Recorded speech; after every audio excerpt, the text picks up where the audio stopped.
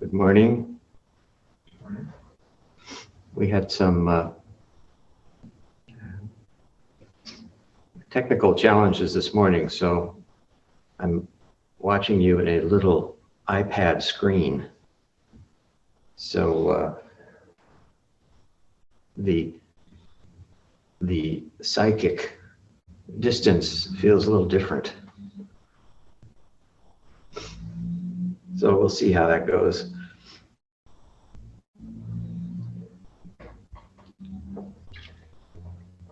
Also, I think we're broadcasting on Instagram. So hello to all you Instagrammers out there. There goes our Instagram camera.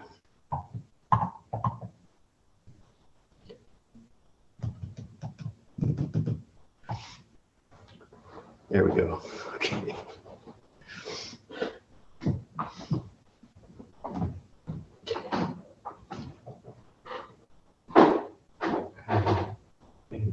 As I mentioned previously, I think before too long, we will have the capacity to invite certainly vaccinated folks to join us in the Zendo. So as soon as we can, and as soon as we can safely. Some of you are a little too far away for that, but you can continue to join us electronically, and we will be happy to host you in that fashion at least.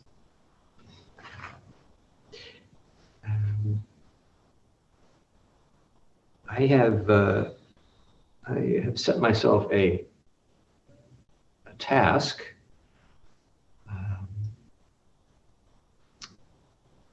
which involves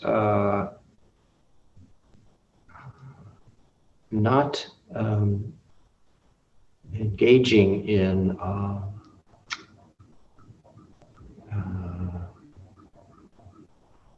what's sometimes called blasphemous speech, or taking the Lord's name in vain.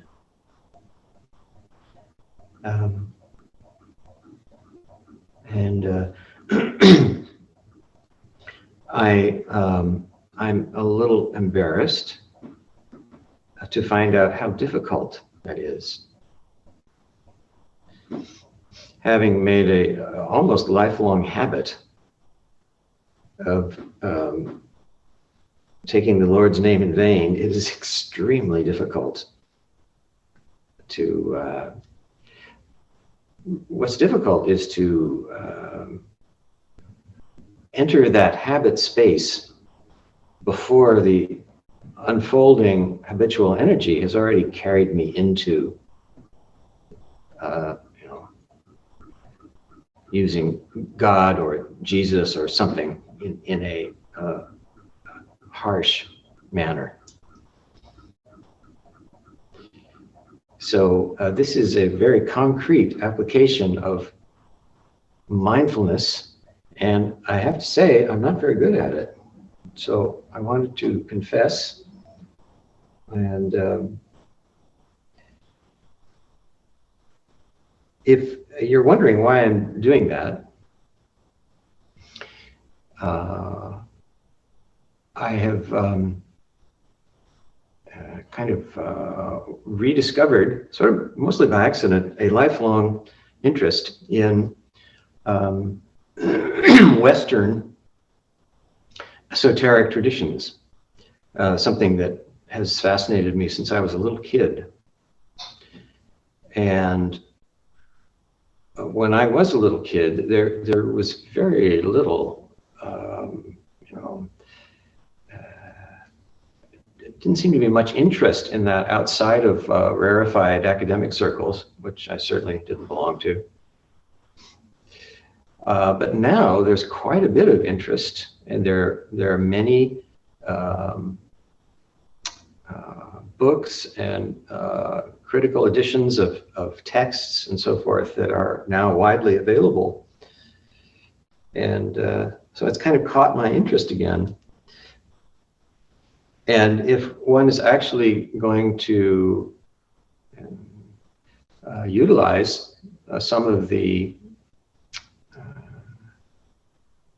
ritual procedures and so forth, even in just the sort of simple and low-level manner in which I have. It involves very often, almost always, you are invoking the higher power. And I could not see doing that and at the same time just treating casually this habit of damning various things and people as my ill temper inspired me.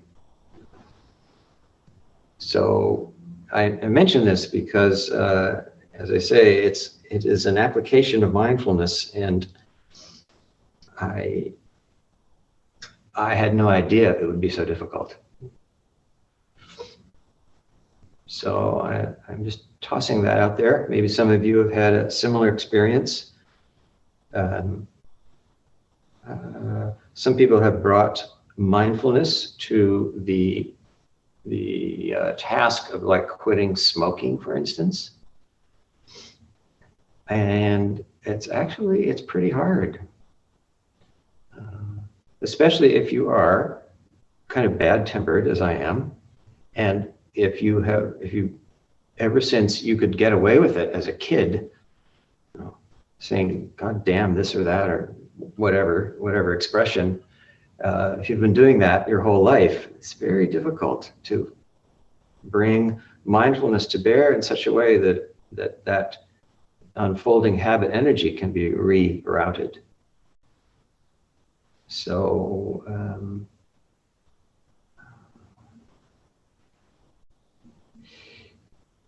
if such an exercise, something along those lines, is of interest to any of you, you might give that a try and see what you find.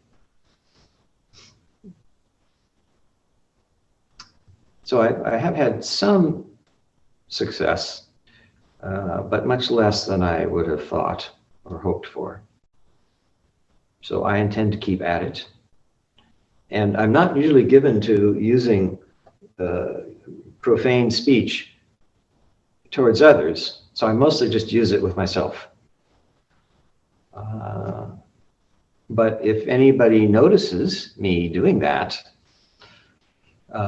please bring it gently to my attention, because actually I will have noticed it already, but it can be a help to see that other people also notice.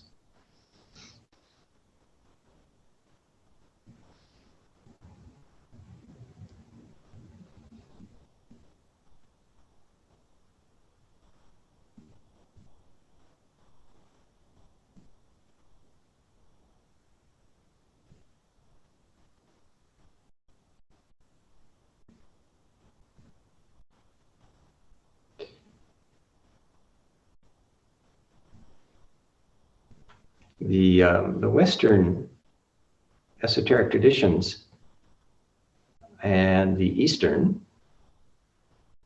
are they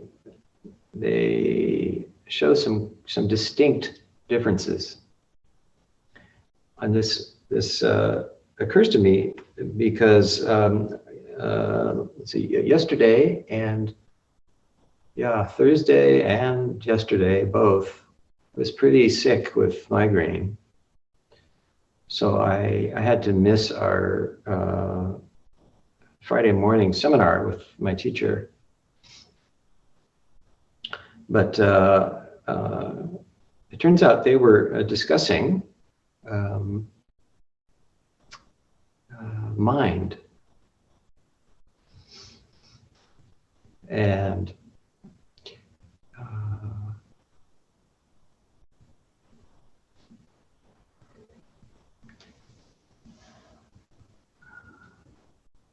so this brought to my mind the story that I think everyone probably has encountered, the story of the sixth ancestor and the monastics who were discussing mind and had observed a flag or a banner in the courtyard that was moving in the wind, and they were disputing with one another whether what was moving. Was it the wind moving or the banner? And some of you know that story, yeah? Yes, anybody remember? Yes, you remember? You remember? Yeah. And what was the six ancestors' version of that?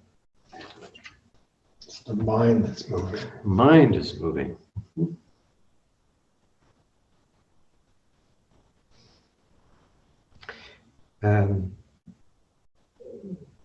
Of course, that is accurate.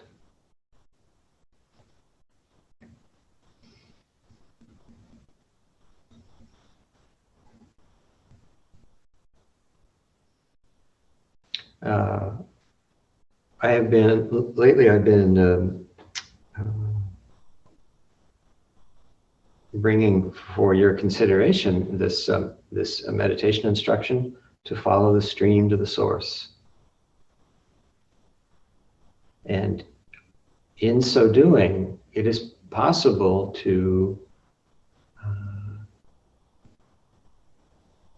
have some deep appreciation for the six ancestors' point of view, you might say.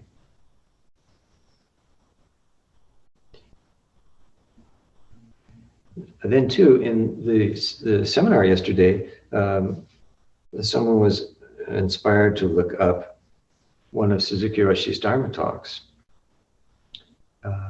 where he presents the notion that while there is maybe some convenience in having such expressions as big mind and small mind, the two are not actually distinct. They're not actually two things. And as Suzuki Roshi put it, anything that we experience, as he said it, is in our mind already. And even though, oh look, I'm frozen. Oh, how interesting. Anyway, even though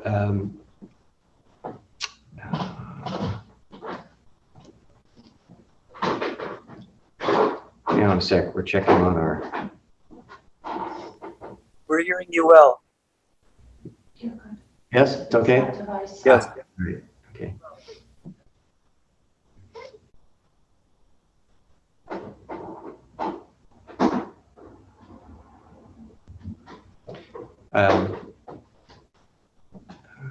Suzuki Roshi's expression, of course, conjures up the whole the rich dharmic tradition of Yogacara Buddhism. And recently, before we returned to our study of Dogen, we were reading the Yogacara Sutra that occupied us for some time. And the capsule definition, you might say, of the Yogacara point of view is that there is no such thing as any phenomenon anywhere, anytime, apart from mind. And Suzuki Roshi expressed it somewhat similarly.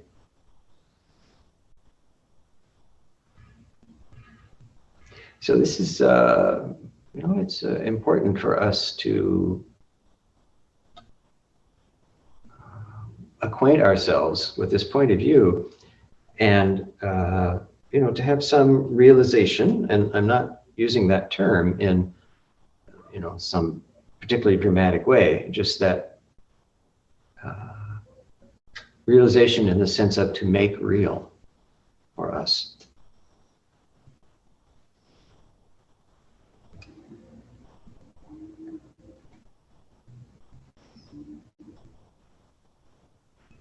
And sitting as we do in stillness, following the stream to the source, that is precisely the place of this realization.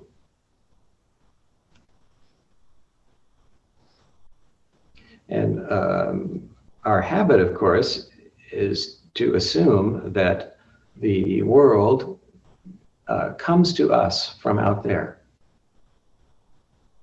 And that is not actually accurate.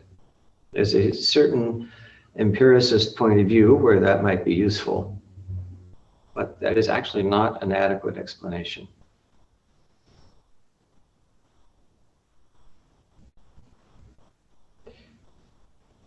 The notion that mind, what we call mind in the West, is just a receptacle for impressions that come at us from the 10 directions is not adequate.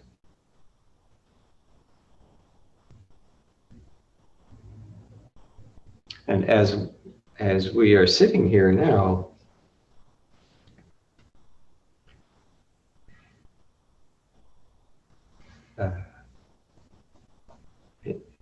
appreciating that everything that is happening is arising, we might say, as this body-mind right now is, I almost said within our grasp, but it's not about grasping. That is how things are happening now.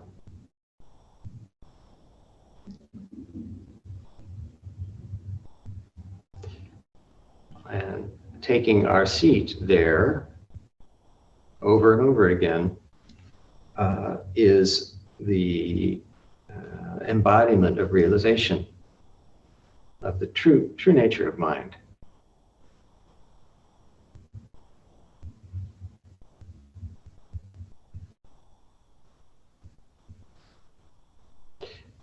It's a little bit, or at least it was a little windy. Definitely last night, it was kind of windy. I was awake for much of the night to my disappointment, but oh well. So today, if you're out and about, bring the sixth ancestor with you and hear him, or if you like, her, say, oh, it is the mind that's moving. And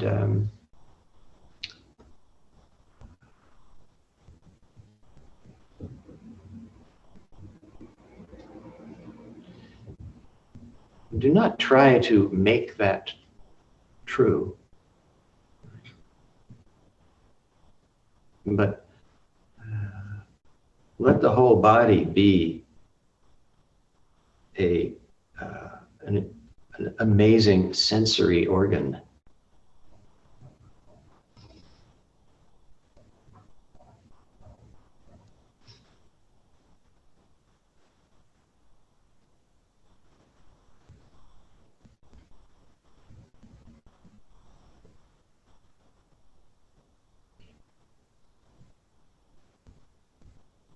And this kind of way of studying our life and our experience is profoundly peaceful also.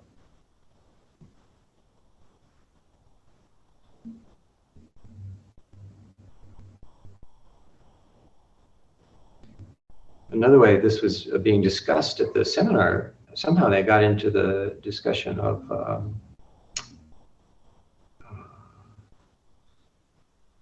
form and emptiness. And I wasn't there, so I can't reproduce how the dialogue went, but the question came up whether emptiness is dependent on form.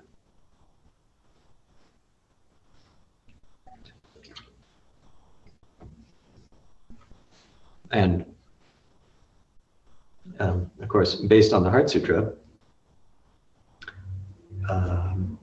not just form, but the other skandhas also. Rupa, Vedana, Sanya, Samskara, and Vijnana. Are they dependent on emptiness or vice versa?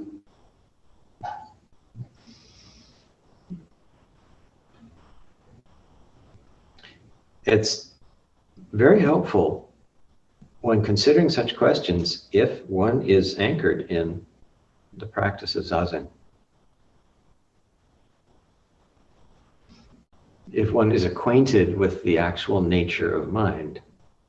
Otherwise, it could just turn into an intellectual pursuit. And I'm not saying there's anything wrong with that. It's just that, well, maybe it's not all that helpful in our lives.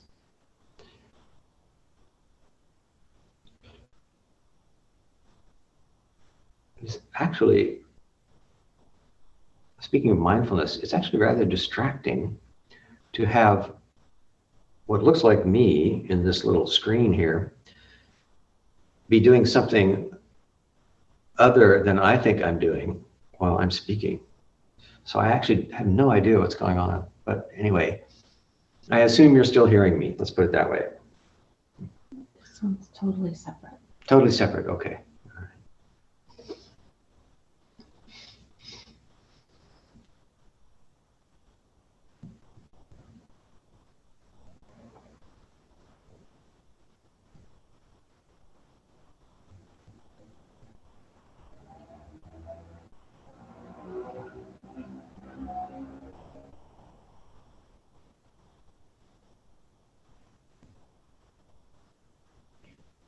From my point of view, I don't think we can say that a form is dependent on emptiness or vice versa.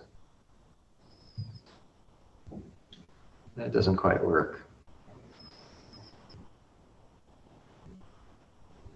The Heart Sutra tells us form is not other than emptiness. Yes? You remember your Sanskrit? Yadrupam sa shunyata ya shunyata tadrupam.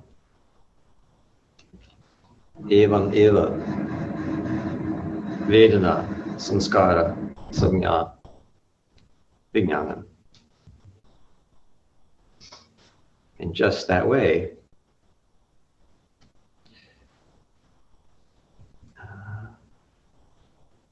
the sensation, conception, and so forth,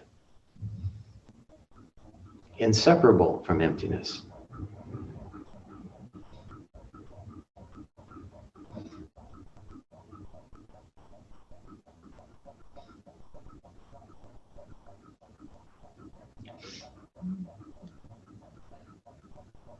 My screen just tossed up a brief expression in Italian, but I didn't catch it. So I hope all is well.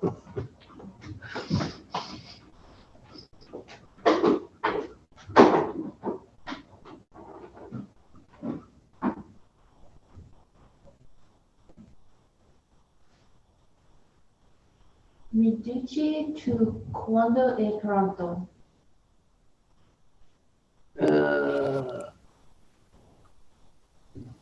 Okay.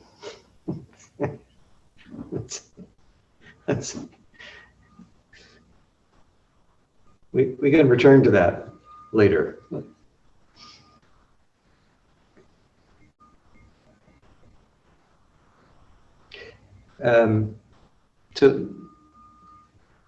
Is any of this I'm talking about the nature of mind? Is that ringing any bells? At least, is that something you can practice with?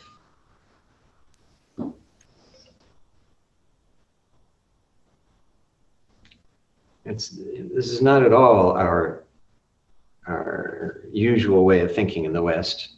Although in the esoteric tradition, one of the favorite documents in that tradition does speak of reality as being predominantly mental. So I thought that was interesting. So from that point of view also, there is nothing separate from mind. In the Western philosophical traditions, there's some tendency to label such points of view as idealist or idealism.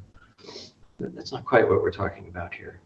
This is not a philosophical position.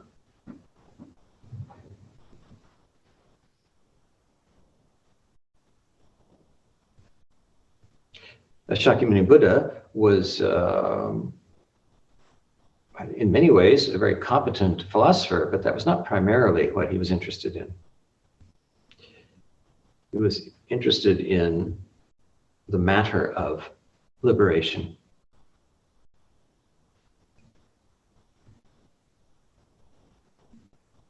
And coming to apprehend the nature of mind is extremely beneficial in that regard.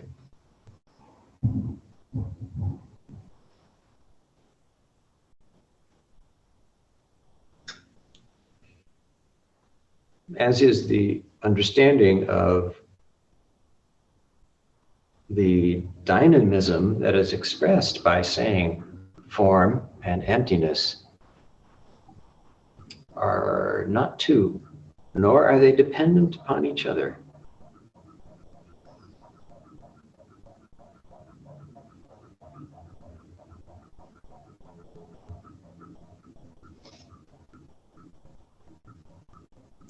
They're all aspects of Buddha's doctrine of liberation. And that was his main interest.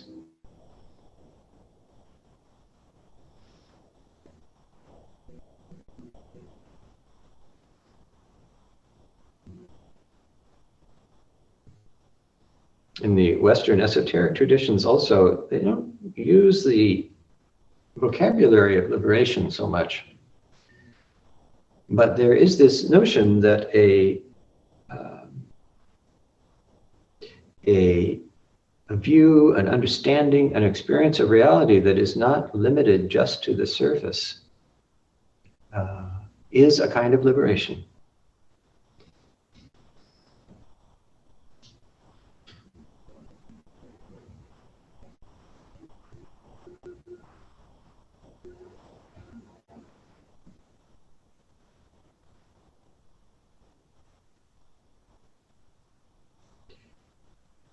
So for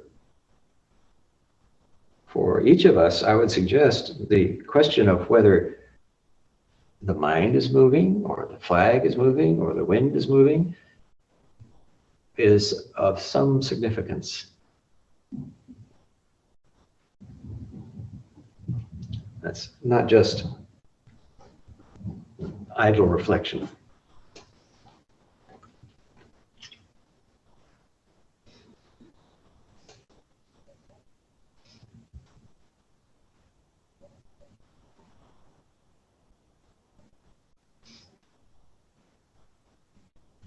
John Renwick has his hand up. Has he? You can't see it there. Oh. Probably can't. Is there a question or comment? He's unmuting. Yes, I see. Actually, I can't see him. Hi, Reverend Mule. I do have a question. So I was at a precept ceremony where some Musunim gave to a student who was a descendant of slaves a nickname apparently that Bodhidharma went by, which is Old Barbarian. She couldn't receive it well. To her, it was like sounded like being called the N-word. Oh my. She stormed out. Oh dear. This was not really This was maybe 5 years ago or so. years ago. She didn't storm out of the ceremony, but shortly afterwards, she just left and she wouldn't receive the name, and that was it. So when we think about mind moving and saying we're perceiving something like a flag, and then there's the flag internal and external, that seems like one sort of mind moving that's quite a precise question. But when we ask about mind moving, like in terms of how do I interpret what you mean by old barbarian, that seems like a whole other kind of mind moving. Could you comment?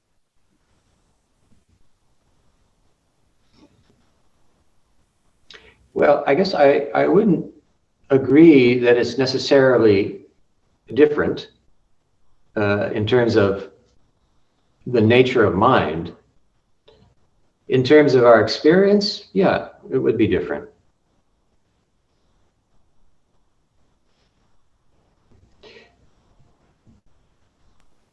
Is the difference just because the instead of being an I consciousness question, it would be a question of semantic or discursive consciousness or something like that?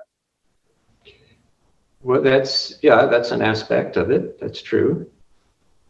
But also, it is, how should I say, it is heavily involved, you might say, with the samskara skandha. There is great emotional charge, which probably was not the case with the flag. Unless those two monastics were actually fighting with each other, which I guess is not inconceivable.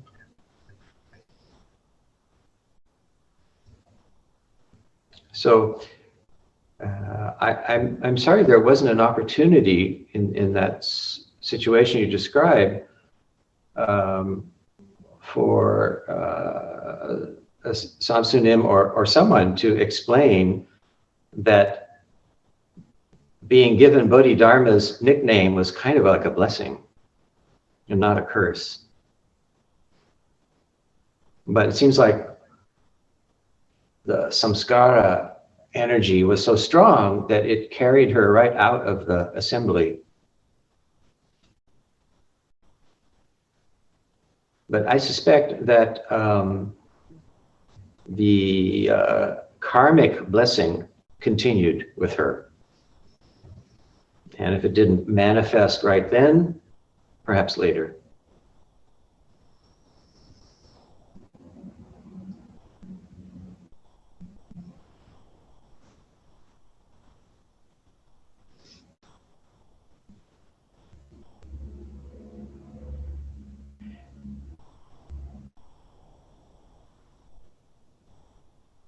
So I guess it's possible that what I'm talking about may seem to be very abstract, but I'm not trying to present it that way, and I don't experience it that way. And my suggestion is that don't be misled by the sense that it's a kind of an abstract question, because it isn't. It's about our actual life.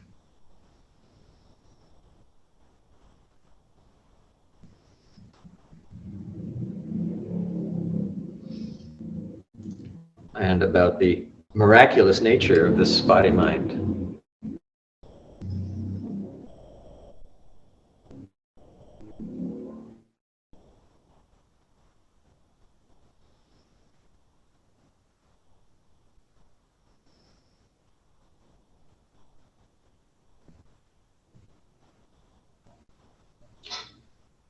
I don't know, I've already been talking quite a while.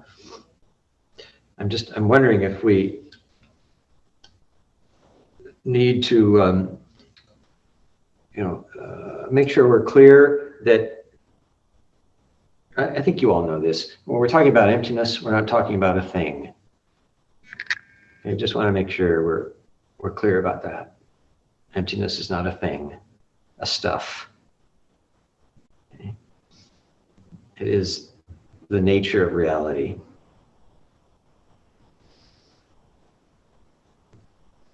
Just so we're clear.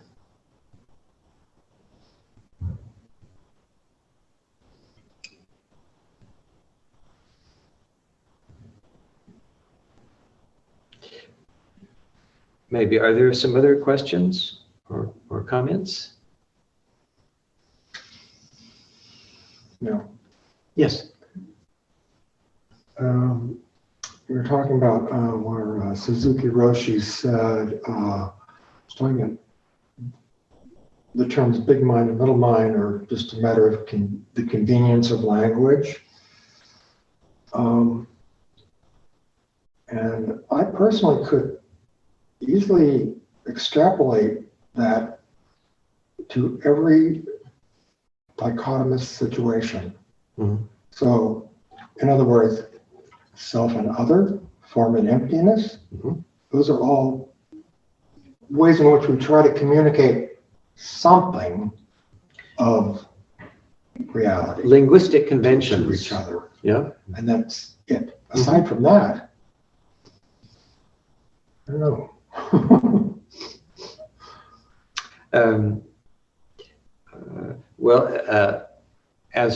As much as language comes in handy, it is also a source of a lot of confusion. So we need to be careful. And in the Zen and Chan traditions, it's recognized that as soon as you open your mouth, you're in trouble. That's where nose twisting exists and so on. Nose twistings and so on, and warnings about pick up a grain of dust and you pick up the whole universe.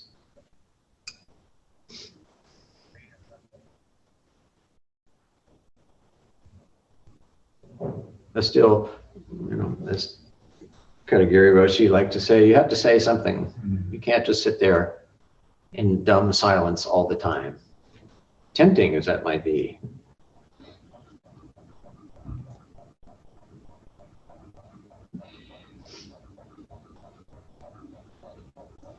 Well, maybe that's enough for now, unless someone would like to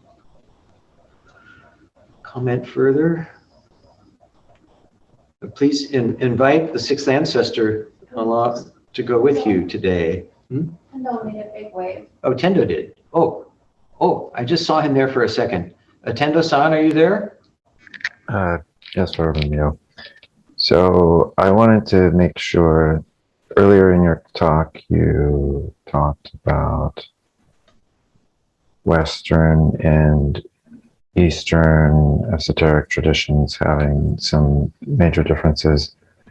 It sounded like you looped back at the end with saying that there was an emphasis in Eastern traditions on liberation that were not present in Western traditions. Is that the distinction you meant to draw? I think I would say that's maybe the main distinction. Do you see it a bit differently? I do, but I mean, to me, that sense of sort of alchemical transformation is very much a different way of talking about liberation, in the sense that there's the transformation of something proverbially into gold or whatever. Right. But on the Eastern side, you have these different things like the revolution on the basis or something like that. Yeah. So in both instances, reality isn't changing. Right. But something that I don't understand is, and things sort of miraculously unfold differently. Yeah. From certain place. So. Well, in some sense, liberation is of interest to every sentient being. So it's not that it's excluded from the Western point of view, but the Western point of view very often springs from a matrix where what is expressed as the summum bonum, the highest good, it's not exactly expressed as liberation, it's expressed as salvation. But that, effectively may not be all that different. Salvation is to be liberated, you might say, from the limitations of a worldly point of view. And that's pretty liberating, seems to me. But there is a different flavor and there is different language.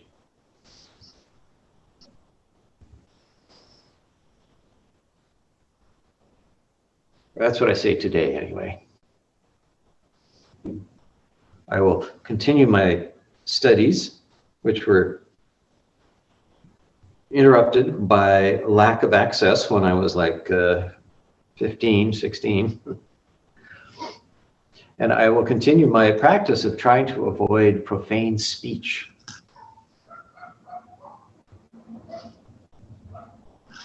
And I invite any of you others to undertake similar experiments and see how it goes, and maybe share with us what your experience is like.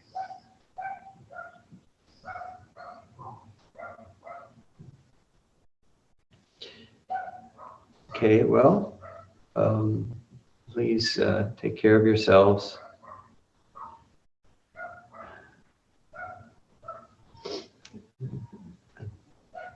Take care of the beings in your immediate circle, and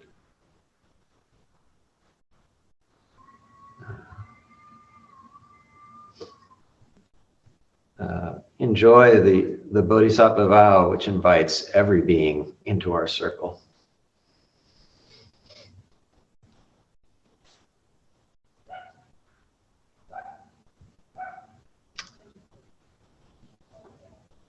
Thank you very much.